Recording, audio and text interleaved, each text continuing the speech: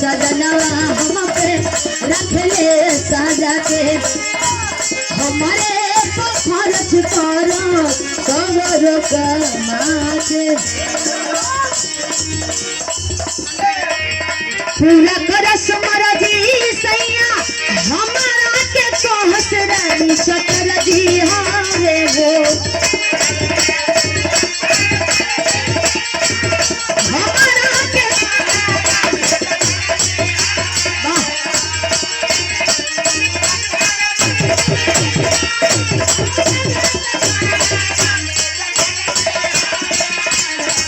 पूरा करस मरजी सैया हमारा के कहस रानी सतर जी हारे वो चलिया किसी कैसी चलिया किसी कैसी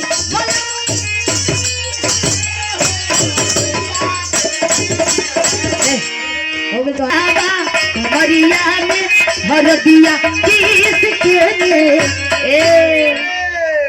छाप बला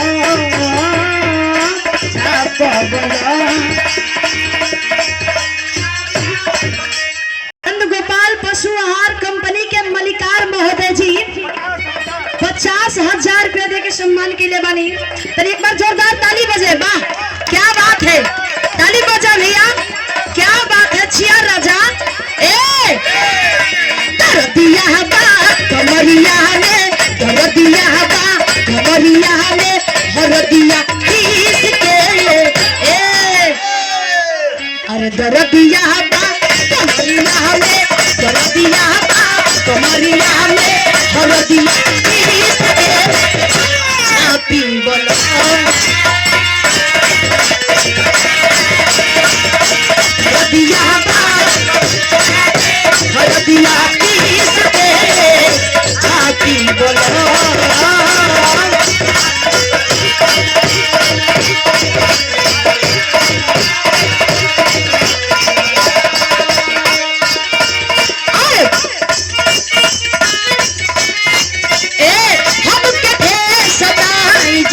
मोहब्बत में जवान जान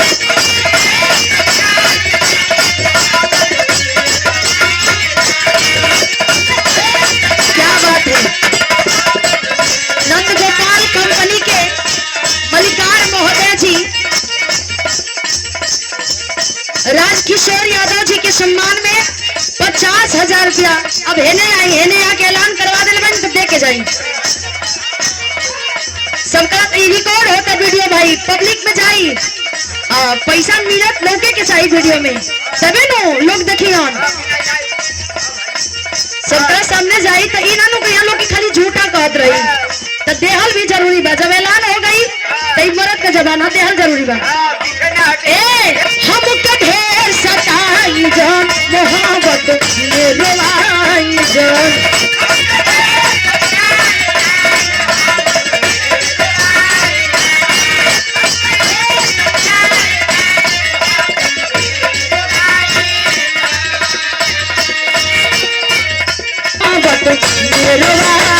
अच्छा चैलेंज करो अच्छा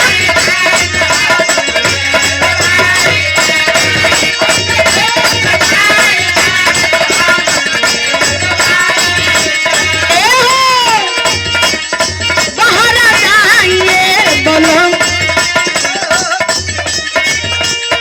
बाहर जाइए बोलो बोल जवान से सताई जोन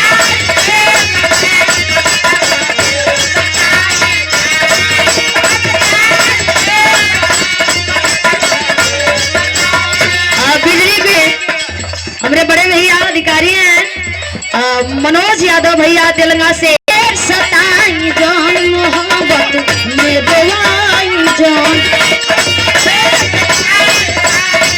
भैया